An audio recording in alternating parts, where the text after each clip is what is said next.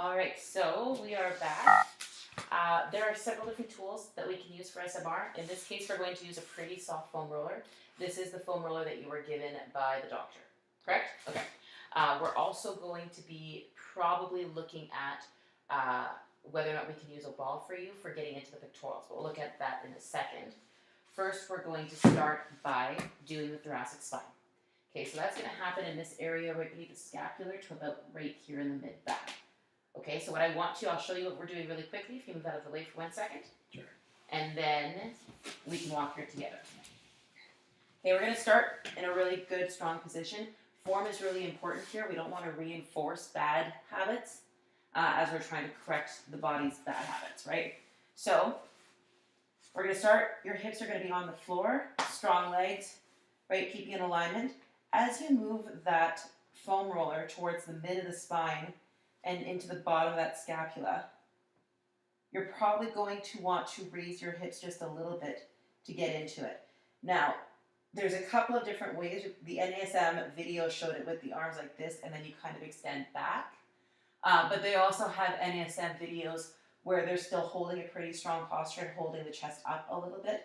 And I'm thinking that that might just be a question of range of motion and of comfort level. So what we're going to do is see what you're able to do without getting you into too much pain, and what you're able to hold in a stable position without sacrificing too much form, right? What we don't want to see necessarily is the body having to do really odd things, especially on that spine. We want to make sure that we're really nice and strong on it, okay? Sure. Okay, let's give it a try.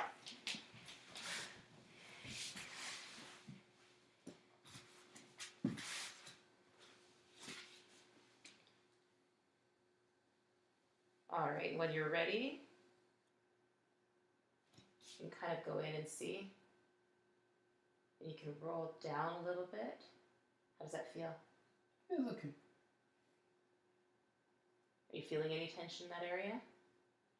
Yeah. All right, did you want to try bringing your arms up and releasing them back a little bit? See if, does that increase the stretch at all for you, Jason? Yep. Yeah? Okay, I'd like you to hold it there.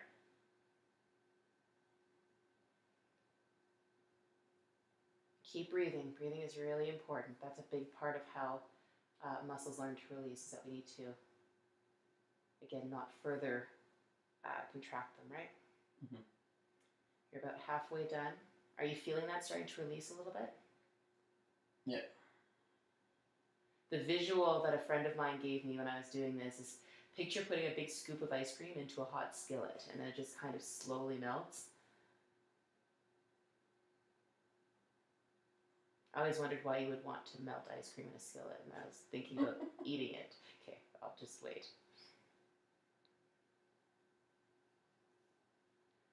All right. It's a few more seconds, Jason. You can release that stretch now. Good work. How did that feel? It hurt. It hurt? Yeah? Scale of 1 to 10? I'll do it 5 or 6. It's fine. It's okay? Okay, Jason's pain rating might be off a little bit. Everything's a 5 or a 6 to him, and I suspect that a 5 or 6 for Jason is probably closer to a 10 for me. So, okay, good, it's still filming.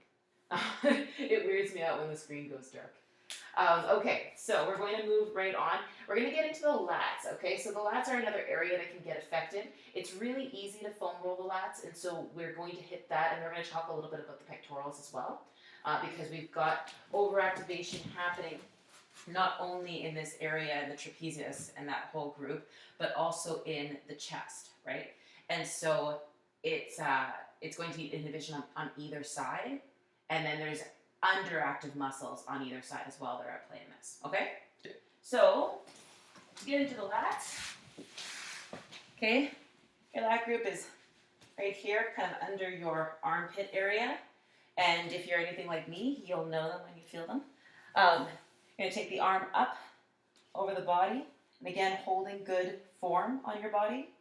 You're rolling just kind of maybe under and behind that armpit area just a touch.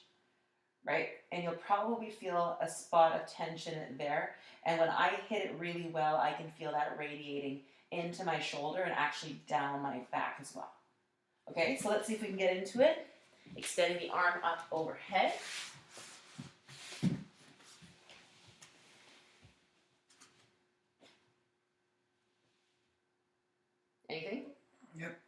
right.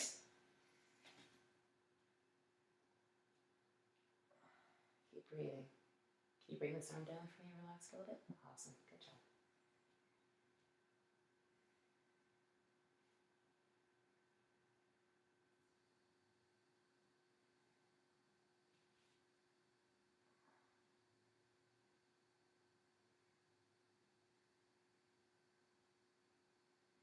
Just a few more seconds here. Are you starting to feel it release at all? Yeah. Ish. All right, and feel free to take yourself out of that stretch. And we'll do the other side as well, but we're going to do that one after we're done the video just because I don't know if we have to necessarily do both sides on the video. Sure. Okay, so we'll move on. The pectorals, I've never done the pectorals with a foam roller. I've looked it up today, and there are ways of doing it, so I'm going to explore it a little bit with you.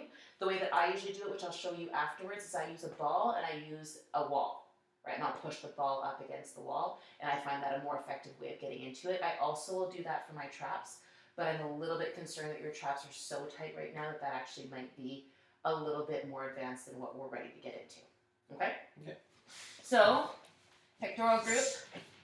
I'm going to lie in the front. Same kind of idea as we just, oh yeah, you know what? You sure can find them like that.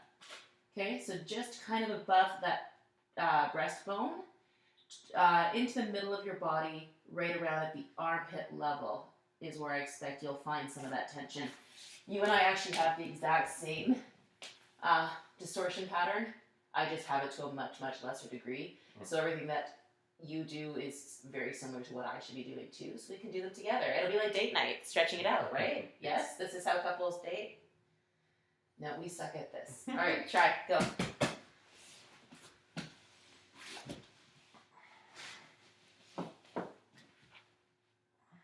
Yeah? Mm-hmm. All right.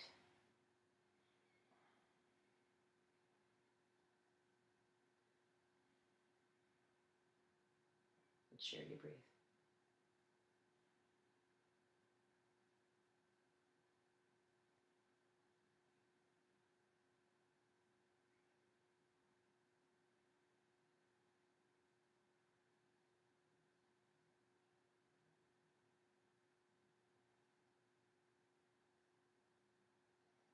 Good job. And you start coming out of that one as well. And how was that one? Scale of 1 to 10. A 7. Was that one the worst? Yeah. Yeah? Okay. It's actually not hugely surprising. And that's an area that's carrying a lot of tension, right? Because your head sits right up in front of the shoulders, a significant amount. So your chest is taking a lot of that extra weight from the hunched shoulders. So if we can release that a little bit and strengthen the other muscles around it, we should be able to decrease the pain, which would be a good thing. All right. So I'm going to pause the video here. We're going to talk a little bit then about the next step of this process, which is lengthening. Okay? Okay.